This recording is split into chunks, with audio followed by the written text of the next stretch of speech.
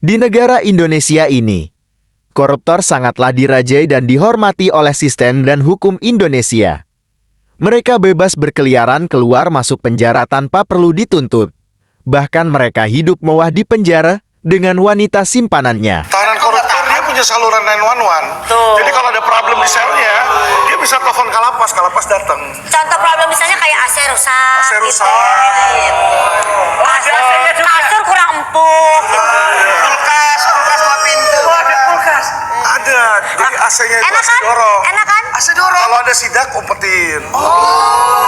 Jadi sidak bersih kita. Ya, wajar tanpa pengecualian. Dulu di penjara ada 2 dancer juga katanya ya. Mantap tuh. Untuk menghibur. Langsung dipanggil datang di situ dalam. Serius? Kok saya nggak pernah dipanggil? Buat diundang menghibur. Menghibur kan banyak ya caranya. Iya.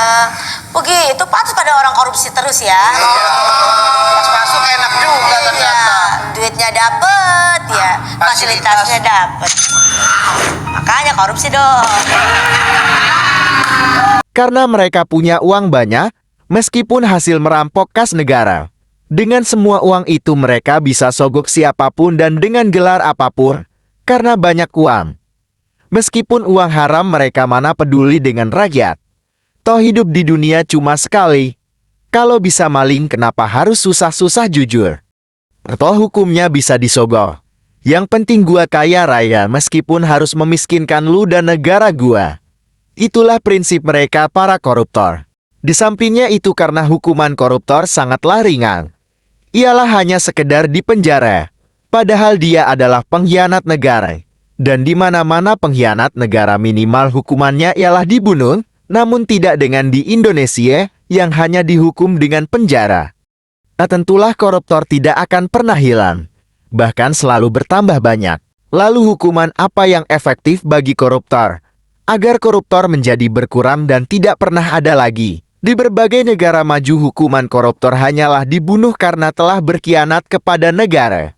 Tapi sebenarnya itu tidak perlu. Karena dari ulah korupsi skala besar mereka, membuat negara rugi banyak, sehingga dapat membunuh jutaan rakyat karena kemiskinan dan kesulitan oleh mereka.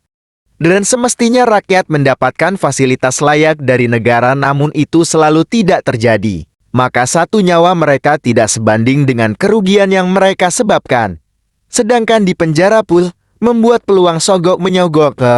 Lalu hukuman apa yang lebih jitu dan efektif kepada koruptor tanpa dibunuh dan dipenjara? Ialah dirampas hartanya dan organ-organ penting tubuhnya seperti ginjal, jantung, dan matanya untuk diberikan kepada orang yang membutuhkan.